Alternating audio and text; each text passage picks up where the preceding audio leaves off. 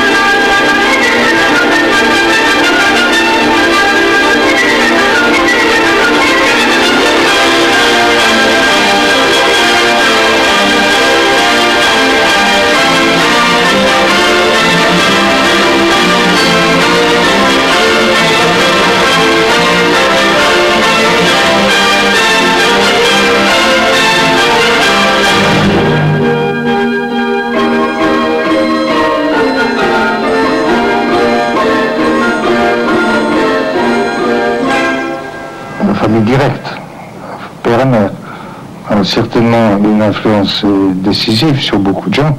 Sur moi, elle a eu un milieu parfaitement harmonieux, simple, digne, et pas bourgeois du tout, pratiquant du côté de ma mère les arts de la musique, sérieusement, professionnellement, du côté de mon père, un métier qui était destiné à périr, c'était dans la ville, la métropole de l'horlogerie, de la montre, à la Chaux-de-Fonds où je suis né. C'était le métier de fabricant de cadrans d'émail blanc, n'est-ce pas? Métier qui est certainement l'un des plus difficiles artisanats existants. Je n'ai jamais eu aucune envie de suivre cette vocation. Mon père n'a jamais eu l'envie de me la proposer. J'ai quitté l'école à 13 ans, je disais que j'aimerais dessiner, j'avais la manie, la marotte du dessin, alors on m'a fourré dans une école appelée école d'art. Seulement le premier jour, je suis rentré à la maison en disant, vous savez pas ce qui m'arrive, ils me font graveur de boîte de montre. Alors mon père m'a dit, écoute, c'est toujours un métier, il vaut mieux ça que rien du tout. Mais alors j'ai trouvé ça un peu saumâtre, parce que ça ne me plaisait pas du tout de graver des fonds de montre pour le sud de l'Amérique, n'est-ce pas, pour l'exportation. J'avais été l'objet de l'attention d'un maître qui était épatant, qui s'appelait Le Platinier. Il m'aimait beaucoup. Il m'a dit, tu feras autre chose, on va voir. Puis un jour, il m'a déclaré, tu seras architecte. Alors c'était la tuile. J'ai dit, jamais de la vie, je déteste ça, je déteste ce métier-là. J'avais comme preuve à l'appui les maisons qu'on faisait chez nous. C'était pas très drôle, c'était pas épatant, ça ne me disait rien du tout. J'ai eu cette chance, c'est de n'avoir jamais été dans une école, et d'être parti à 20 ans, 21 ans, 22 ans, à travers les Balkans, l'Asie mineure, la Grèce et la Turquie, avec un sac sur le dos pendant 7 mois, et d'avoir vu à pied par toutes sortes de véhiculages possibles l'architecture, c'est-à-dire ce qui s'étendait sous mes yeux. Parfois il y avait un temple, mais pendant des journées entières il y avait des maisons, des fermes, des murs de clôture, des puits, des choses de toutes sortes en bois, des baraques, ou des assemblages de pierres modestes, ou des plâtres. Et l'architecture était toujours là-dedans, quand elle y était, bien entendu. La palissade me permet de dire que les architectures folkloriques qui ont mis des siècles à s'établir sont en général des porteurs d'architecture. Et au fond, alors qu'appelez-vous l'architecture? Oh, l'architecture, c'est la mise en ordre. La mise en ordre. C'est une mise en ordre du problème pris en considération. L'architecture, le mot architecte, c'est récent. Le monde s'en est passé pendant des millénaires. Maintenant, on a tellement d'architectes pour tout qu'on est obligé de protéger leur vocation. Eh bien, c'est peut-être très très bien. Mais enfin, vous me demandez où est l'architecture, j'ai dit elle est partout.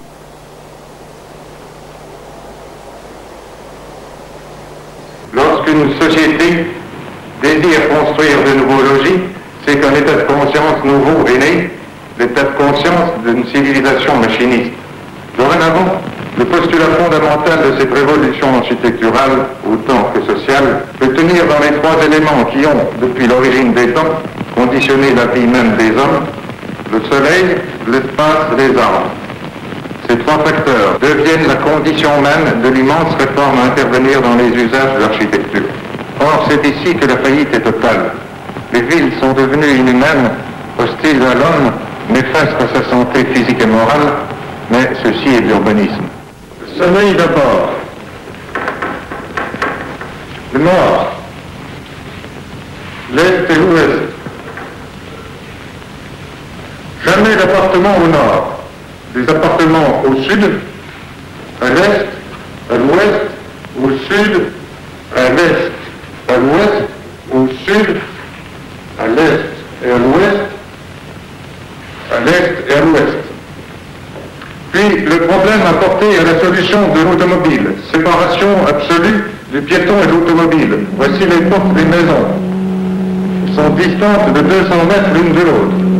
Puis voici les autostrades pour les voitures automobiles à grande vitesse. Elles sont indépendantes de la situation des maisons. Puis des terrains de sport, un stade, une piscine, des terrains de tennis, de basketball, puis les chemins des piétons. Les piétons ont des chemins rapides qui passent à travers au-dessous des maisons, des chemins de promenade, puis des parcs plantés autour des chemins, autour des stades, autour des terrains de tennis et de football, et ainsi la ville se couvre de verdure. C'est une ville verte construite à 12% de surface bâtie et à 88% de parcs.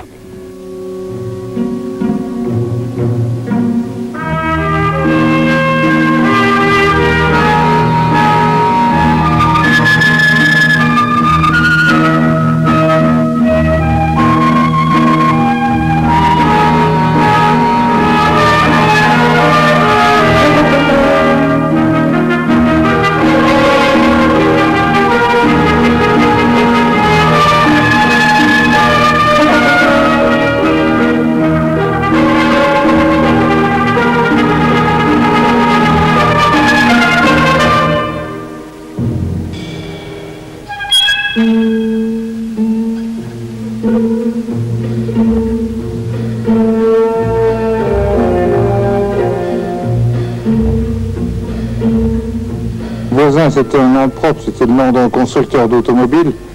Et les gens ont cru que c'était une illusion de l'optimisme que d'avoir baptisé Voisin.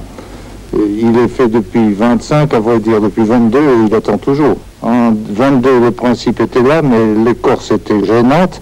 Et évidemment, les gens ont tout de suite regardé à l'écorce pour crier contre ce qui était dedans. Actuellement, le monde entier est couvert de pustules qui s'appellent les grandes villes, qui sont devenus des monstres, à la manière de New York ou de Londres, même de Paris maintenant. Et ces gens, ne trouvant au cœur des cités que des difficultés, du bruit, de la puanteur et une vie énervante, réalisent le sauve qui peut. Comme ils ne peuvent plus circuler dans leur ville, ils disent autant sortir de ville, on a aussi vite fait d'aller à 40 km que d'aller à 100 km en ville. Ceci étant admis, les villes ont 100 km de diamètre ou 60 km de diamètre, et le soleil, lui, tourne imperturbablement depuis toujours et depuis longtemps, à 24 heures par jour, si bien que les hommes essayent de courir après le soleil ou le soleil après eux, le raccord ne se fait pas, la journée devient extravagante. Mais c'est évident.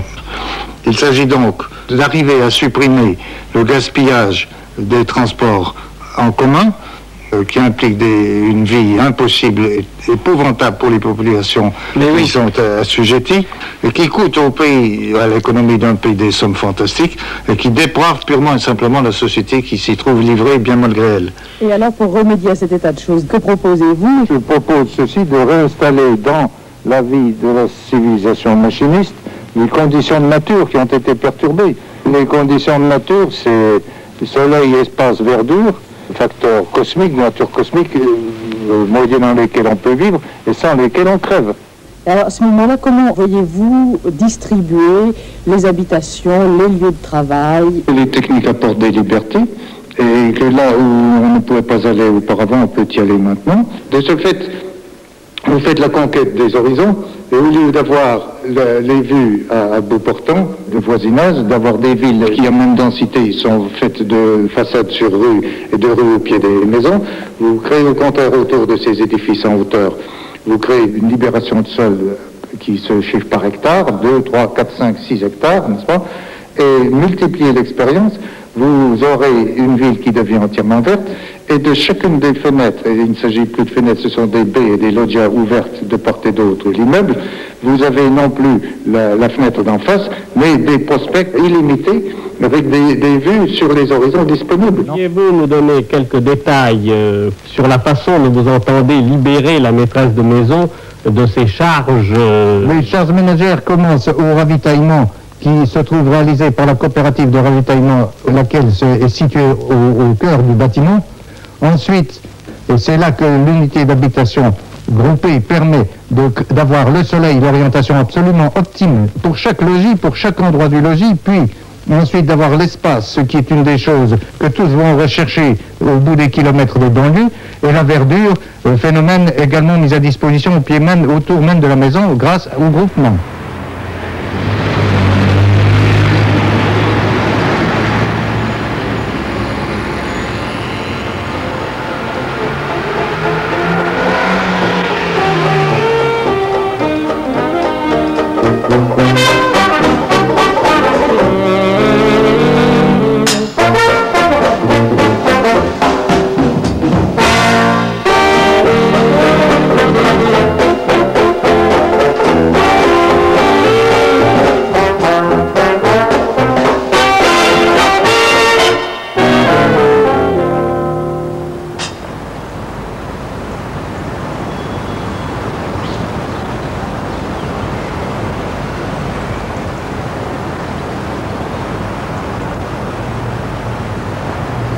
C'était en 1930, j'avais décidé d'essayer d'établir une doctrine, un plan doctrinal d'urbanisme des temps modernes, de la civilisation machiniste.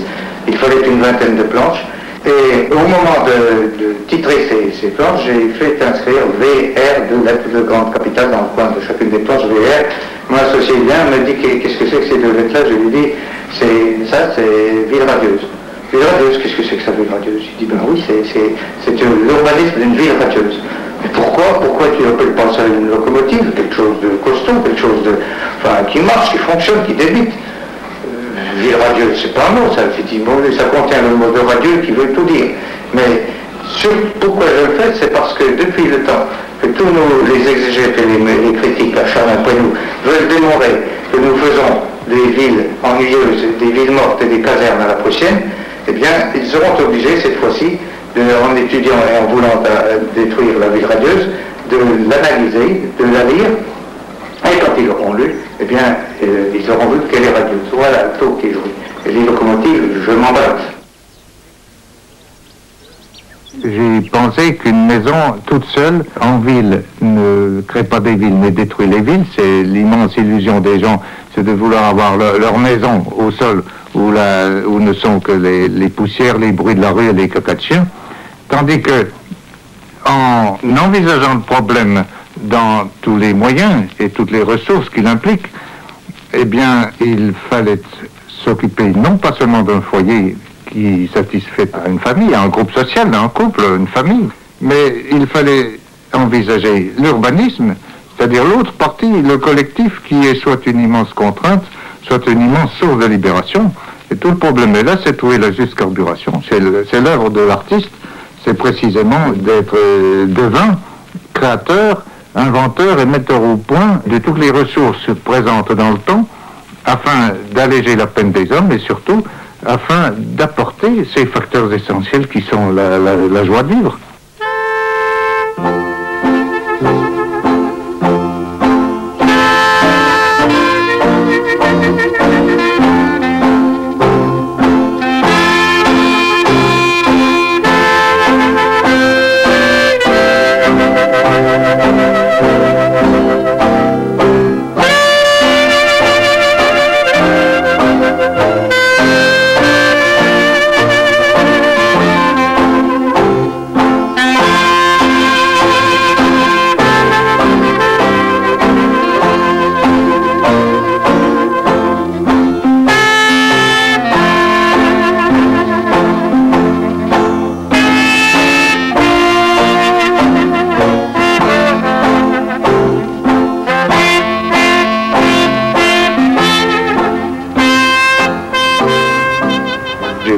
bien des plans de ville qui ont été en général refoulés avec une implacable persistance et violence, n'est-ce pas? De fil en aiguille, j'ai fait les plans d'un tas de villes, Stockholm, Genève, Moscou, Rio de Janeiro, Sao Paulo, Buenos Aires, Alger. J'ai fait 8 plans pendant 13 années que j'ai proposés, qui semblaient illuminer un peu l'horizon. Tout ça m'a permis de me faire des griffes. Et je les ai, les griffes, seulement c'est des griffes sur les pattes d'un vieux bonhomme, voilà. Tout ce que Le Corbusier disait était très controversé, très combattu. Il avait des ennemis réels, hein, puisque Le Corbusier parlait d'urbanisme ou de choses comme ça regardait tout de même l'État. Donc à ce niveau-là, il était certainement barré, complètement barré. Il n'a pas pu réaliser. Imaginez que Le Corbusier ait eu l'occasion de réaliser en France, puisqu'il avait choisi notre pays. Et si on lui avait donné l'occasion de réaliser réellement, il aurait évolué lui aussi. On ne lui a pas donné cette occasion. Autrement dit, comme il a dit, ce qu'il ne pouvait construire, il le dessinait. Ce qu'il ne pouvait dessiner, il l'écrivait par tous les moyens. Et quand il ne pouvait l'écrire, il en parlait. Il faisait une conférence par tous les moyens. Il essayait de faire passer le message. Et ce message était toujours violemment poussé.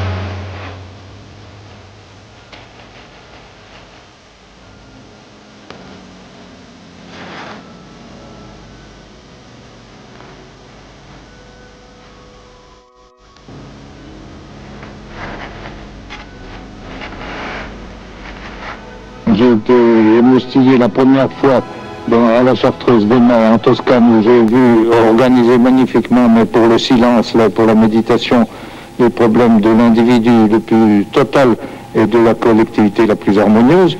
J'ai toujours senti qu'il y avait un binôme dans lequel s'inscrivait la possibilité d'une harmonie. Et j'ai cherché, dès mes débuts, à faire des villes qui comprissent précisément la solution à ce binôme, la réponse à ce binôme, permettant alors de plus l'intervention des conditions de nature. Tout ça, c'est une immense symphonie qu'il faut jouer, c'est pas facile, c'est compliqué, mais les techniques modernes permettent d'y répondre parfaitement. Le problème qui est en vue est celui de la maîtresse de maison. Eh bien, dès qu'il y a 300 maîtresses de maison sous la main, si vous les mettez ensemble, vous leur assurez à chacune l'isolation, la solitude et le non-voisinage, si paradoxal que ceci puisse paraître, n'est-ce pas?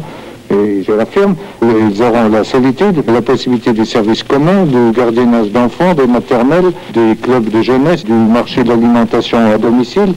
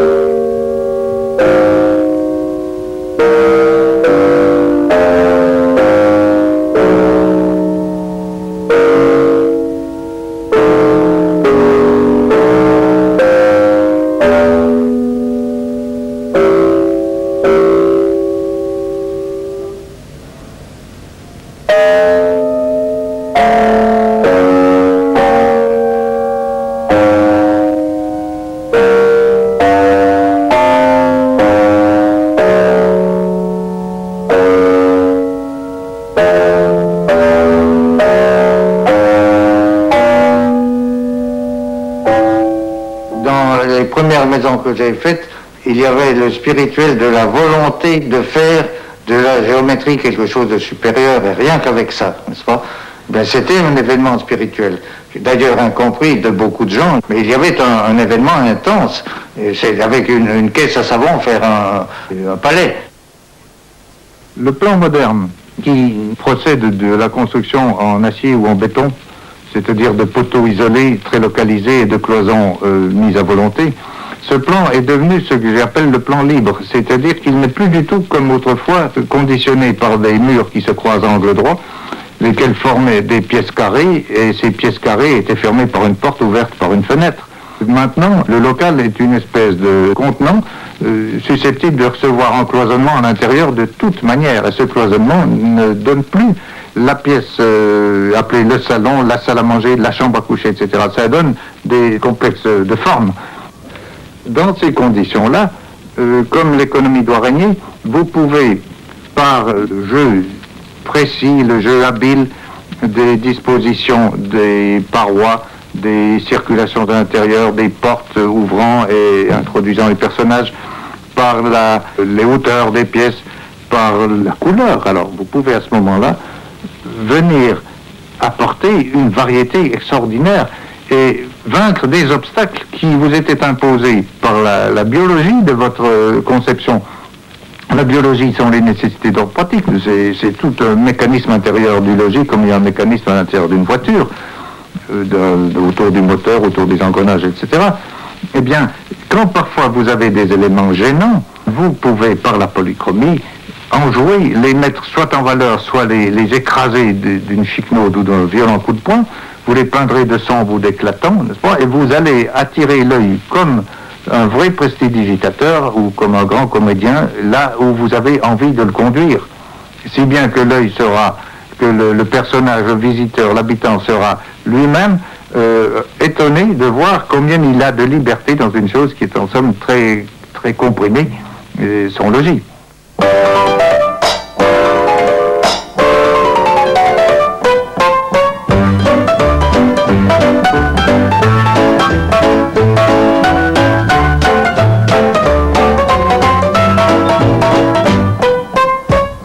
Dans la maison que j'habite, elle est en plein Paris si vous voulez, mais on ne voit que du ciel et de la verdure, on voit le bois de Boulogne, on voit Mont-Valérien, Saint-Cloud, etc.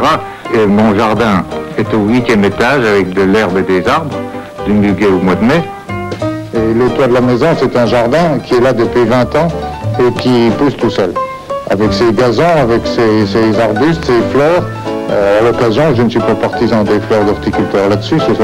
Je laisse la nature entièrement jouer son rôle par le jeu des vents, des insectes, de la sécheresse ou des incidences. Pourriez-vous nous dire de quelle manière vous signez vos œuvres?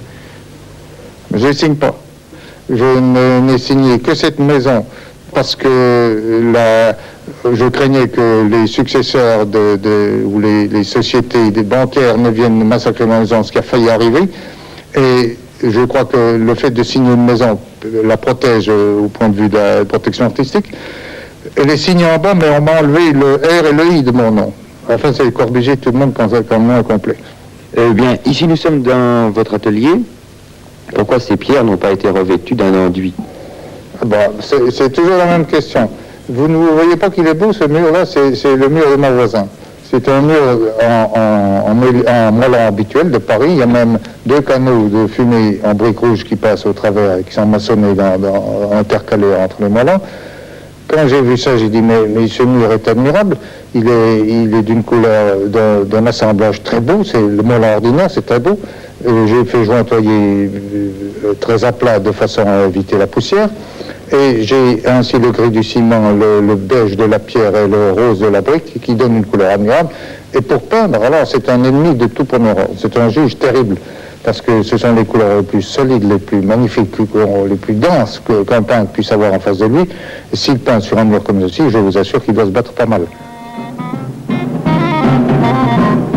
Monsieur Le Corbusier, nous nous présentons, nous sommes 3 cambrioleurs, les cambrioleurs de la radio, je ne sais pas si ça va vous rassurer, mais nous sommes venus vous dérober quelques objets parmi les innombrables qui ornent votre maison, des objets singuliers et à propos desquels nous aimerions bien avoir quelques éclaircissements. Et je ne veux pas vous soupçonner d'avoir découpé quelqu'un en morceaux, mais alors pourquoi ce débris d'os? Je suis architecte, je travaille en plan, en profil et en coupe. bien un os, ça vous donne 2 coupes, n'est-ce pas? Et ce qui reste debout, ça vous donne la façade, l'élévation ou le volume, n'est-ce pas? Et un os, c'est une chose admirable qui est fait pour résister, vous savez à quoi? Au saut, au coup de poing, au coup de pied, à tout ce que vous voudrez, à supporter les efforts dynamiques. Chaque particule d'un os est subtile, archi subtile. Et la section vous révèle tout ça. Et si vous regardez votre bout d'os et que vous réfléchissez, vous apercevez qu'il y a beaucoup de choses encore à apprendre et que quand on est constructeur de béton, on ouvre l'œil sur un osier en travers. J'ai un fait pour les coquillages, parce que le coquillage est une forme de merveille qui, depuis que je suis gosse, m'a toujours épaté. Il n'y a rien de plus beau qu'un coquillage. C'est l'harmonie même, c'est la loi d'harmonie. L'idée est simple, est une, et elle se développe soit par rayonnement, soit par spirale, et intérieurement, extérieurement, d'une manière étonnante. Ces objets, ce sont des choses qui existent partout, et le tout est de les voir, de les observer, de les reconnaître et de voir qu'ils sont admirables, parce qu'en général, ils expriment et ils contiennent les lois de la nature.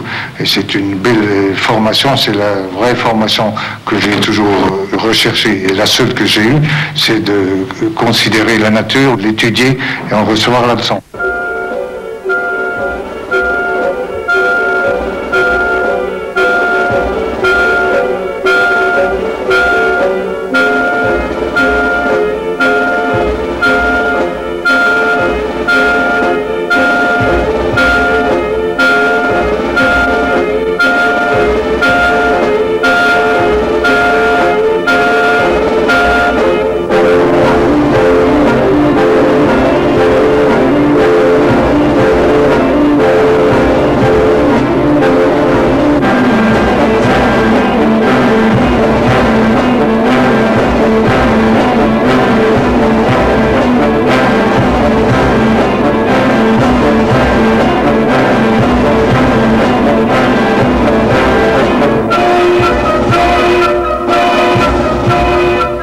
Se déclare malheureux, moi je me déclare de bonne humeur.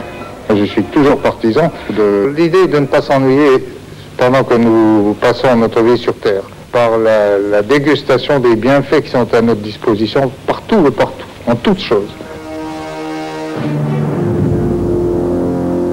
Partout en France, du nord au sud, de l'est à l'ouest, des villes gisent sous leur propre décombres. Partout s'est abattue la pluie de fer et de feu.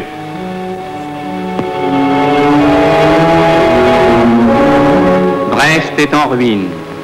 Le port magnifique, ouvert sur l'Atlantique, n'est plus qu'un désert.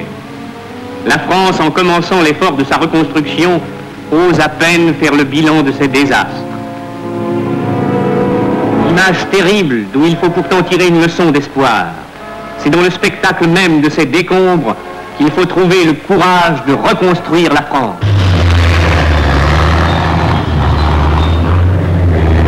Grâce au courage d'un type qui était épatant, c'est Dautry, qui est devenu ministre de la Construction à un moment donné, qui m'a dit un jour, de suite après l'occupation, en 1944, qu'est-ce que vous bâtissez? J'ai dit 0 depuis 4 ans. Qu'est-ce que vous faites? Quelle ville avez-vous construite? Aucune. Bon, alors, il m'a dit, eh bien, faites un de ces gros machins que vous avez envie de faire une fois pour loger des gens. Je lui dis, bon, d'accord. Et il a même dit un mot, vous pourrez faire ça à Marseille, par exemple, où c'est des communistes. J'ai dit, je me fous pas mal que ce soit communiste ou quoi que ce soit d'autre. Une maison, c'est une communauté, c'est pas la même chose. C'est les 24 heures quotidiennes qui jouent le rôle là-dedans. Et je veux mettre dans des bâtiments, des unités d'habitation de grandeur conforme, les dimensions, les quantités, la contenance d'une communauté qu'on puisse gérer. À Marseille, boulevard Michelet, se dresse la haute façade de l'immeuble Le Corbusier. Il s'agit ici d'un prototype, d'une expérience considérable, d'un grand événement social. Tout cela, bien entendu, pose des problèmes nouveaux et en résout d'anciens. Cette maison a ses partisans et ses détracteurs. Cette construction a 135 mètres de longueur, 21 de large, 50 de haut. Elle comprend 17 étages, 337 appartements et une rue intérieure. Cet ensemble énorme est soutenu par 36 pilotis. Pourquoi ces pilotis? Eh bien, Le Corbusier va nous le dire. Les pilotis surélèvent les bâtiments à 3, 4, 5, 6 mètres au-dessus du sol et permettent ainsi de récupérer, de restituer la totalité du sol des villes à quelque chose. Ce quelque chose, c'est la circulation. Et qu'est-ce que c'est que cette circulation? C'est le piéton d'une part et l'automobile, tous deux en conflit. Et le conflit est tragique, vous le savez bien. Alors ces billetés qui donnent d'ailleurs un aspect monumental étonnant ne sont pas là pour le décor et pour faire exposition des arts décoratifs, ils sont là pour être la clé d'une grande aventure urbanistique future. Parce que vous voyez vous-même d'ici, vous voyez sous la maison passer le soleil, vous voyez la ville traverser, vous voyez les pins qui dégagent sur la mer, de l'autre côté sur les montagnes, et la foule de piétons passe à travers la ville d'un bout à l'autre quand elle sera bâtie, à pied sur un parc, la ville est devenue un parc entier, et l'automobile est quelque part ailleurs, en dessous du sol ou au-dessus du sol, séparée. Vraiment, on a un peu trop vite dit que Le Corbusier construisait des taudis. Des taudis dans lesquels on ne verrait rien et où on ne pourrait pas respirer. Mais quelles sont les grandes mesures de cet appartement, monsieur? Les mesures sont extraordinairement révolutionnaires. L'appartement a 24 mètres de profondeur et 4 mètres de large, exactement 3,66 mètres, n'est-ce pas? Lorsqu'on a vu les plans de ces appartements, tout le monde a crié au scandale. Et c'est depuis 3 années un déluge d'invectives contre ce chantier qui, paraît-il, est destiné à provoquer des taudis. C'était des taudis dans l'opinion publique, dans la presse, dans les propos amicaux des confrères, c'était des taudis jusqu'au moment où subitement l'appartement où nous nous trouvons maintenant a été inauguré et où les gens ont vu. Et à ce moment-là, alors les mêmes vindictes se sont repliés sur un autre plan, une ligne de rocade comme on dit, et bien ils ont trouvé ce truc de dire que c'était des appartements faits pour millionnaires américains. Après avoir été des taudis. Après avoir été des taudis, alors qu'on me demandait de faire des logis ouvriers. Enfin, on n'en sort pas. Vous n'avez pas vous êtes habitué à ça. Oui, bien sûr. Monsieur Le Corbusier, je voudrais voir la cuisine. Bon, Alors allons à la cuisine. La cuisine est en somme comme un bar où la maîtresse de maison trouve sur une table de travail arrangée en éventail autour d'elle, elle trouve son fourneau à cuire magnifique et électrique tout à fait épatant. Ensuite, sa table de travail pour travailler ses viandes, ses pâtes et tout ce qu'elle voudrait. Ensuite, une table de travail avec le double évier. Et puis ensuite, une ouverture dans la cour sur la rue intérieure par laquelle les fournisseurs apportent, livrent leurs marchandises sans qu'on ait besoin de s'occuper d'eux. La maîtresse de maison est debout comme je suis et comme vous êtes debout ici. Et là, toute cette pièce jolie devant ses yeux, avec des paysages. La nature qui est là, quand j'aurai vous en parler, par mes théories de ville radieuse, j'entends restituer l'homme dans les conditions de nature, chose qui a été perdue totalement depuis longtemps. Alors, si vous voulez bien, monsieur Le Corbusier, je voudrais que nous allions dans la chambre d'enfant. Auparavant, nous traversons le fameux objet de litige. Ah, oui. C'est ce centre du logis qui est plein d'obscurité. Vous voyez Non, que il faut je vous dis pas du tout obscur. Si vous étiez une jolie fille, je serais beaucoup moins content parce que vous êtes vu en toute clarté, n'est-ce pas? Eh bien, il ne fait pas sombre du tout, absolument pas. Mais vous voyez que c'est une chambre qui a 1,83 m de large, c'est ahurissant, et 9 mètres à peu près de profondeur. Oui, mais vous voyez, ça ne gêne pas, moi je regrette. Demandez donc, je la trouve grande que vous voulez. Demandez donc au Conseil supérieur de l'architecture et de l'urbanisme, dont j'ai l'honneur de faire partie, où je ne vais plus depuis longtemps. Demandez-lui donc ce qu'ils ont pensé quand ils ont vu les plans. Ils ont appelé ça des taudis à se taper la tête contre les murs. Oui, enfin ça. N'est-ce pas? Et cette chambre qui a, sur le dessin, qui est vraiment une chambre inquiétante pour un non-professionnel et qui devrait faire réfléchir sérieusement un vrai professionnel, cette chambre, vous me l'appelez tout à l'heure votre grande chambre. Non, c'est la petite chambre d'enfant, n'est-ce pas? Et dites-moi, en toute sincérité, est-ce qu'on est allé trop dans le taudis? Non, véritablement non. Je ne suis pas de cet avis. Et moi, c'est un taudis où je vivrais volontiers, enfin, mon point de vue. Autre question à présent, la question de l'insonorisation. Elle a son importance dans une maison qui contient 336 appartements. Or, je sais que cette insonorisation ici a été très poussée. On prétend même que dans vos appartements, le silence est complètement obtenu. Alors voilà, je voudrais bien savoir comment vous avez résolu ce problème. Les problèmes d'insonorisation sont des problèmes analogues à ceux de l'électricité. C'est un fluide qui passe ou qui ne passe pas. Il faut faire ce qu'il faut. Seulement, c'est une science tout à fait exacte qui nécessite des dispositifs de chantier d'une précision extraordinaire et que jamais personne ne respecte. Et toute la grande difficulté vient de là. Et que surtout personne ne connaît. On enseigne aux gens les styles, mais on ne leur enseigne pas le silence. Pas à faire le silence, et ainsi de suite. Moi, je n'ai jamais fait d'architecture, mais il me semble que si je faisais de l'architecture, je commencerais à apprendre aux gens J'apprendrai aux gens, enfin aux élèves, je leur dirai, il faut qu'un appartement soit silencieux. Vous ne serez jamais diplômé avec des idées comme ça. C'est-à-dire que ces problèmes ne sont pas posés, je le sais bien. Oui. Figurez-vous qu'on me déclare d'être révolutionnaire parce que je prétends qu'on devrait constituer les assises d'une science du logis. Ah, ça paraît tout à fait barbare, on dit vous êtes un esprit sec, vous êtes un type étroit, vous allez mettre les hommes en boîte, en caisse, etc., en cage. Il y a un tas d'histoires comme celle-là. Mais le logis, c'est... Toutes les civilisations n'ont tourné qu'autour du logis, et du logis des hommes, on a fait le logis des dieux. Le temple n'a jamais été que le prolongement du logis des hommes, n'est-ce pas? Oui. J'ai fait accepter en 1933 au congrès d'Athènes, qui a établi la fameuse charte d'Athènes de l'urbanisme, ce propos que les matériaux de l'urbanisme étaient le soleil, l'espace et la verdure, le ciment et l'acier. Dans cet ordre et dans cette hiérarchie, c'est réalisé ici. C'est ça, le soleil, l'espace et la verdure. En somme, vous êtes remonté aux sources, quoi. Absolument, et je suis beaucoup plus près du sauvage, à l'instar du Voltaire ou Rousseau, qui recherchait un peu de vérité dans la société sophistiquée d'alors. Dieu sait si la nôtre l'est davantage maintenant, après la perturbation des machines, qui a mis tous en dessous et qui a créé une société déséquilibrée entièrement. Il y a un mot que le Corbusier aime à dire, sans doute parce que ce mot résume tout son effort depuis 25 ans. Et ce mot, le voici. Ce n'est pas la machine qui doit conduire et diriger l'homme, c'est l'homme qui doit dompter la machine. Pour cela, il faut le réinstaller dans la nature. Le Corbusier, ce naïf, ce visionnaire, disent les uns, ce génie, disent les autres, veut nous réapprendre le bonheur de vivre. Est-ce trop d'audace? Mais de quoi avez-vous peur, nous dit-il?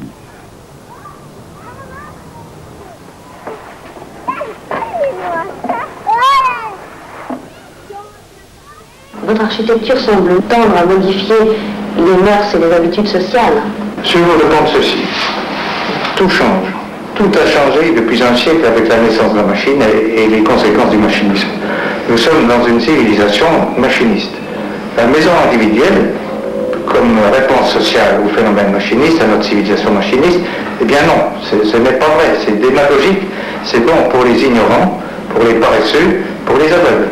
Les idéologies actuelles ne sont pas conformes, ils sont retardataires, ils sont insalubres, et plus que ça, la jeunesse moderne n'est pas logée, c'est une misère et un malheur public, un immense malheur, et c'est une catastrophe, c'est même une honte pour le pays.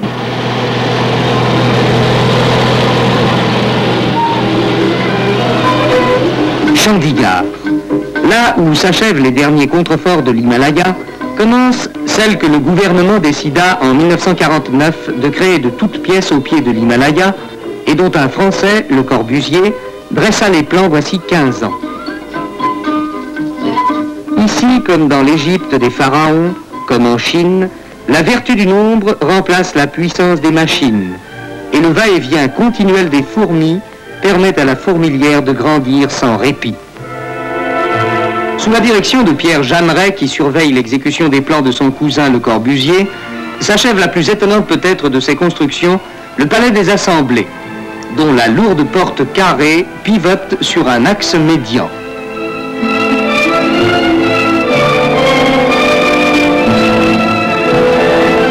Les fresques qui la décorent portent la signature du grand architecte français. Au-delà, le Capitole, la cité administrative. Le Capitole, autrement dit, des volumes tels que les a voulus Le Corbusier. Le palais de justice a pu, dès 1955, être ouvert à l'activité judiciaire. Avec ses rampes d'accès en saillie, le long building des ministères est lui aussi en place à l'autre bout du Capitole. Chandigarh, ou le rendez-vous de l'Inde avec le 21e siècle.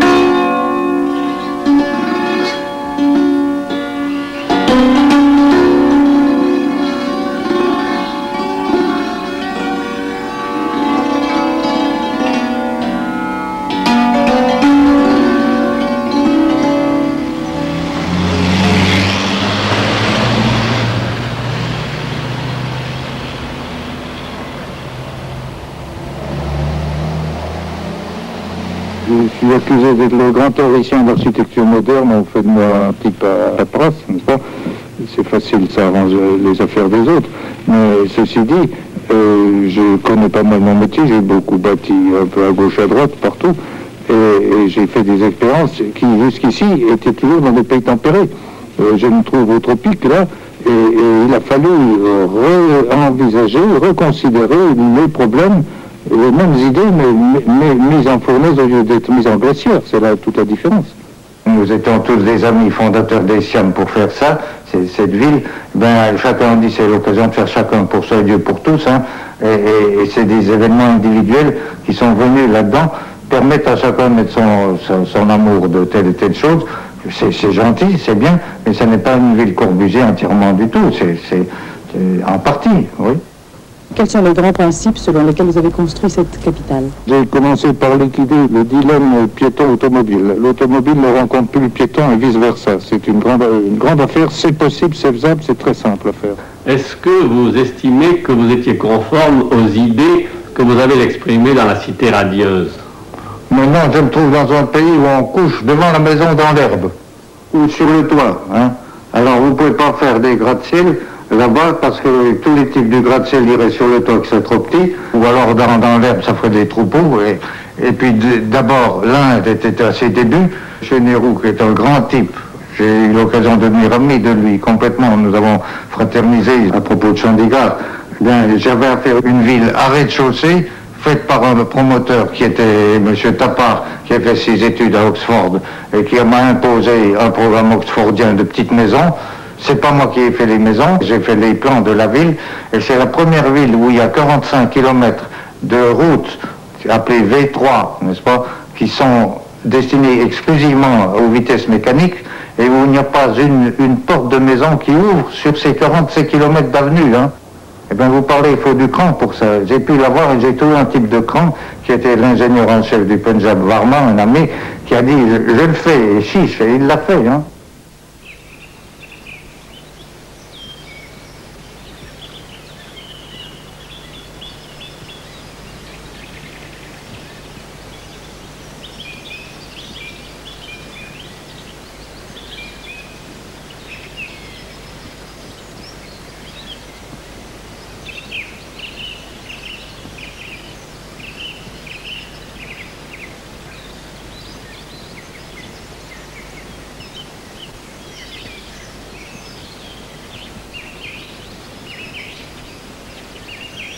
J'avais les pierres calcinées de l'église qui avaient été démolies par la guerre, n'est-ce pas? Ces pierres calcinées ne peuvent pas porter. Et tout de même, je ne voulais pas les envoyer en char à rejoindre le ballast de la route. Alors j'ai employé ces murs, j'ai dit pour qu'ils tiennent, je les fais courbes. Hein. Et cette courbe m'est utile parce que je fais des courbes de nature acoustique, paysage acoustique. C'est une acoustique de l'espace. Et ça reçoit les 4 horizons qui sont différents les uns des autres. Et il y a le soleil levant, il y avait la désignation, c'est l'axe sur Jérusalem. L'autre, c'est le soleil levant et le soleil couchant, le nord et le sud. C'est avec ça qu'on compose.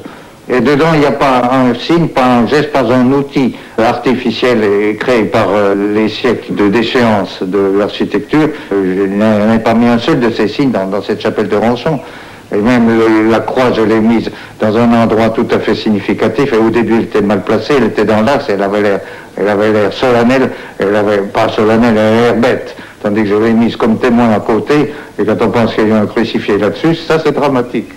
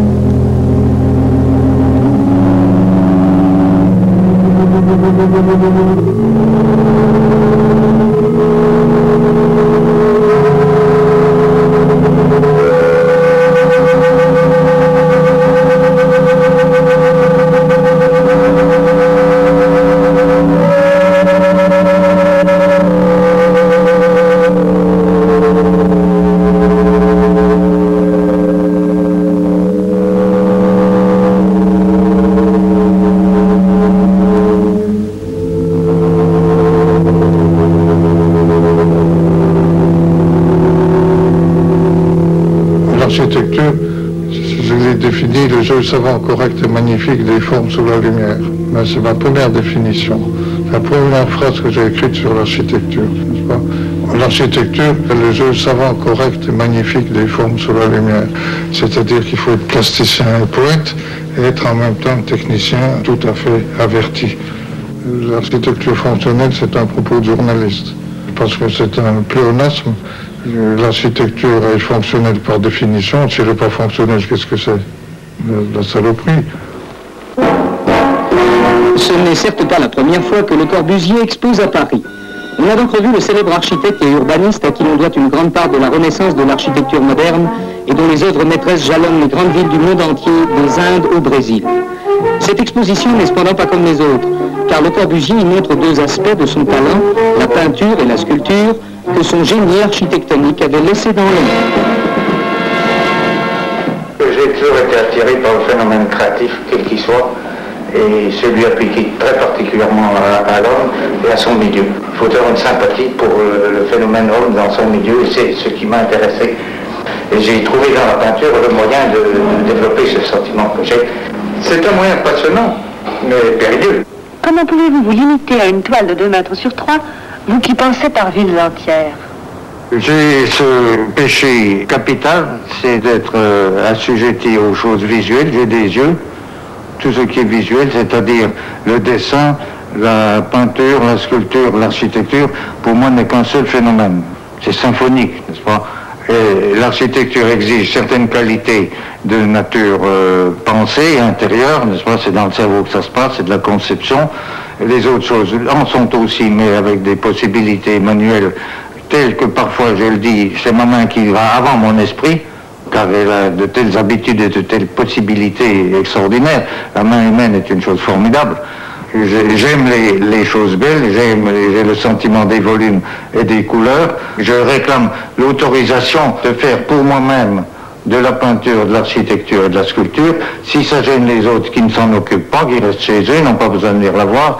Et si par hasard, à 75 ans, on me dit, montrez donc un petit peu ce que vous avez fait, eh bien, et il vient du monde, qu'on ne soit pas jaloux de ça, qu'on me foute la paix, hein.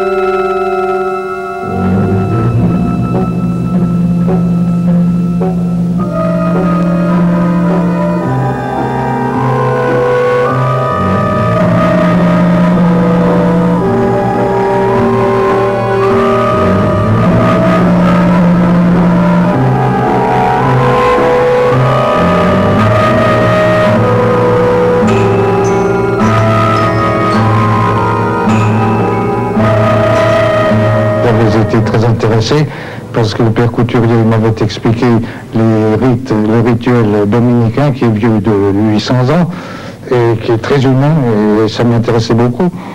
Et il n'avait pas le sou comme d'habitude dans toutes les choses qui me concernent. On vient toujours demander, on dit j'ai pas le sou mais vous me ferez quelque chose de beau. Et l'église qui fait partie de l'ensemble, c'est une caisse. C'est l'esprit de proportion qui est dedans, l'esprit de rayonnement, l'esprit d'harmonie.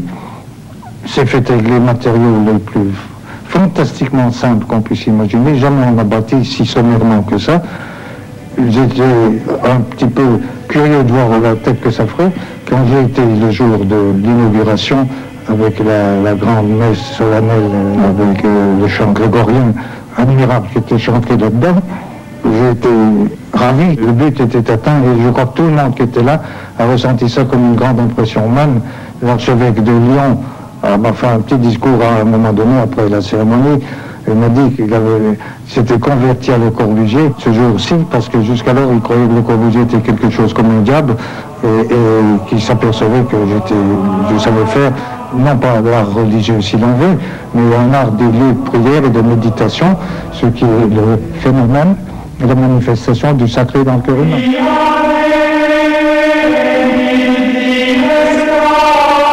Avec Pierre Jeanneret, nous avons fait des choses terriblement révolutionnaires. Ça a épaté les gens, il y a eu les amis instinctifs, intuitifs qui se sont ralliés, et les autres qui ont gueulé, et comment, n'est-ce pas? Et on a même voulu à un moment donné m'avoir en me faisant entrer à l'Institut, alors j'ai dit non, c'est pas. Ah, pourtant, on m'a dit que les grands pontifs de l'Académie des Beaux-Arts seraient très contents de vous avoir avec eux. Ben oui, souvent je leur ai dit, voilà, moi j'ai peur du diable, alors... Est-ce que sans le béton, vous auriez pu concevoir votre architecture? Est-ce que vous n'avez pas été tout de même dominé par ce matériau? Moi j'ai été dominé par la bête homme et femme, n'est-ce pas, et enfant, par le centre familial qui est la famille, n'est-ce pas, le foyer. C'est de donner à l'être humain sa coquille, hein. J'ai fait mon architecture, elle est cohérente comme un organisme vivant, elle est biologique, si vous voulez un mot bien embêtant, n'est-ce pas? Elle est biologique, il y a un support osseux, il y a des forces musculaires, il y a des réseaux sanguins, lymphatiques, nerveux dedans, il y a tout ce qu'une biologie comporte d'impeccable, c'est dans mes maisons. Et je l'ai mis, c'est pour ça que je suis un pauvre forçat du travail. Je suis pas malheureux de tout ça, n'est-ce pas? Je fais des villes ou des maisons ou des baraques, peu importe, et ça commence à la plus petite chose, et c'était l'addition de toutes les petites choses, les unes à côté des autres, modestement, avec persévérance, quotidiennement, qui permet de faire quelque chose au bout de la course, n'est-ce pas? Et moi je dis simplement ceci, je suis un homme de travail, je suis un homme de persévérance, de minutie, d'exactitude, de rigueur et de continuité. Et toute ma vie a été faite de continuité pendant 50 ans.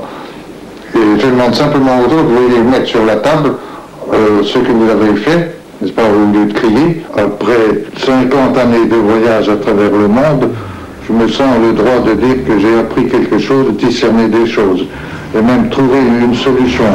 Lequel de mes négateurs sempiternels peut-il me contester ce droit? J'ai mesuré que les hommes politiques sont demeurés non pas indifférents, mais étrangers à l'urbanisme, en dehors de l'urbanisme.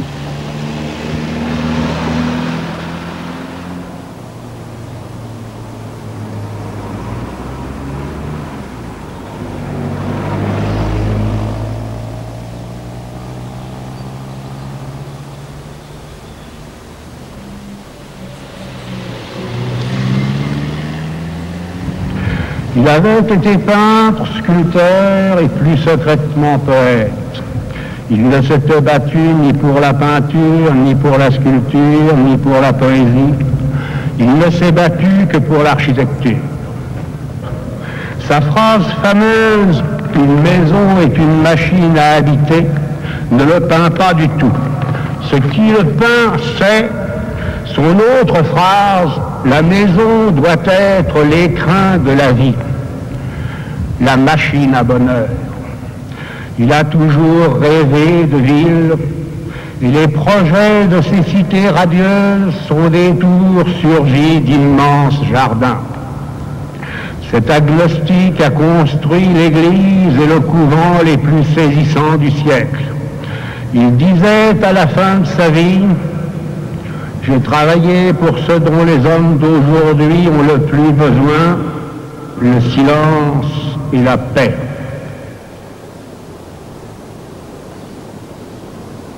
Si j'ai un petit titre à la reconnaissance publique, c'est non pas d'avoir fait des palais, car j'en ai tout de même fait quelques-uns, mais d'avoir, dès que j'ai abordé le problème de l'architecture, ou des arts, ou de l'expression de la sensibilité humaine, j'ai eu le sentiment que le logis était le temple de la famille, et qu'il y avait quelque chose de grand à tenter de ce côté-là, qu'il y avait là-dedans une grande part du bonheur humain.